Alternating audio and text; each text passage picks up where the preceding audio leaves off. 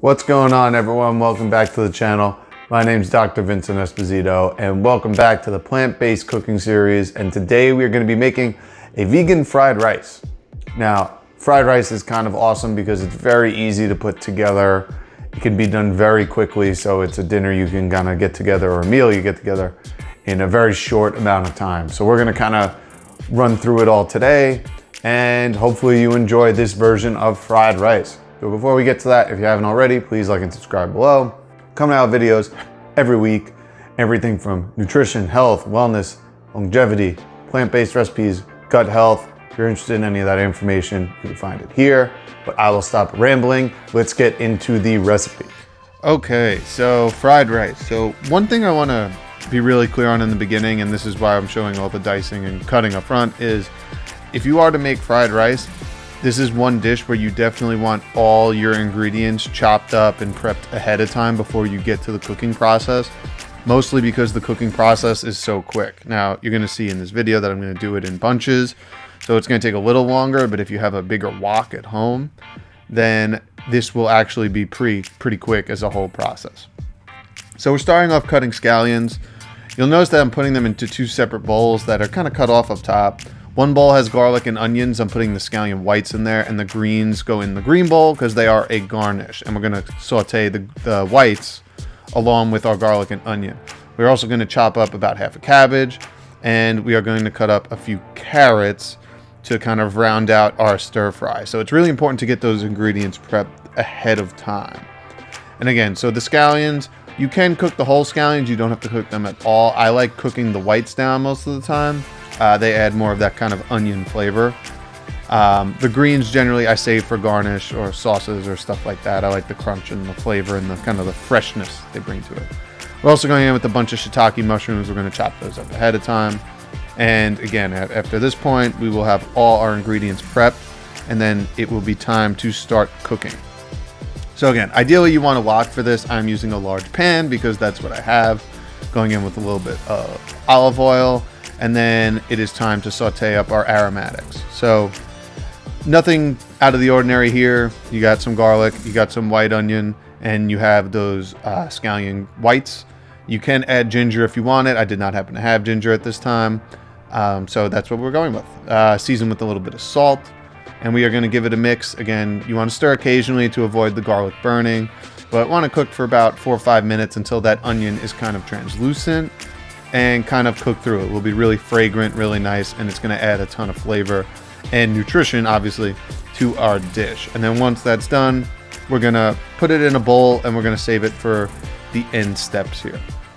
So then a little bit more oil in the pan, and it's time to saute off some of our vegetables. This time we're going in with our chopped carrots. And again, similar process. You've seen this before. Pinch of sea salt, a little bit of pepper. Saute those up for a couple minutes.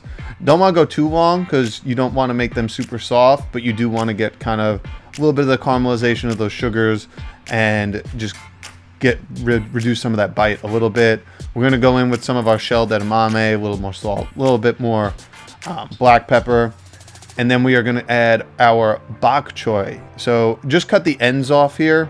We're going in with the whole leaves. You can chop them individually into smaller pieces, but with other leafy greens, when you cook them, you'll see they're going to reduce as you cook them. I'm going to go in with about a tablespoon and a half of tamari to just kind of give the whole all these vegetables a little bit more flavor.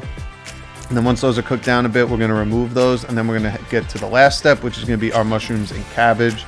So again, we're going to go in with our shiitake mushrooms, pinch of salt, give it a mix. We're going to saute them down for a little bit, few minutes on relatively high heat, like medium high heat. We're doing all of this on. You can do this all on high heat, but you have to be very kind of vigilant. You make sure nothing burns. We're then going to go on with our half of a shredded cabbage, pinch of salt to kind of help get some of that water released. And again, we're going to saute that down until that cabbage has reduced. So similar to what we did with the tamari, with the soybeans and carrots, a little bit of tamari here just to kind of coat everything, give a little bit of that flavor, and then just kind of going to continue to cook down for a couple minutes until all that cabbage has cooked down. Then we are going to add our other vegetables, our aromatics, and we're going to kind of toss these all together to kind of bring all those flavors together and have an even mix of flavor throughout all the dish. And then you'll see I have some cooked rice, some leftover rice. We're going to start adding this rice and kind of folding it all in together to make it one nice cohesive dish. Now you can do rice at the same time, and you'll notice in the way here, we had a mixture of tamari, a little bit of rice vinegar, and a little bit of sesame oil. We are simply going to toss this all together until the rice is evenly coated and evenly distributed. We are just warming the rice through because the rice is already cooked. Now you can go in with rice cooked that day. Generally, day-old rice is a little better. So we're going to, again, make our dish. So a couple spoonfuls of our fried rice.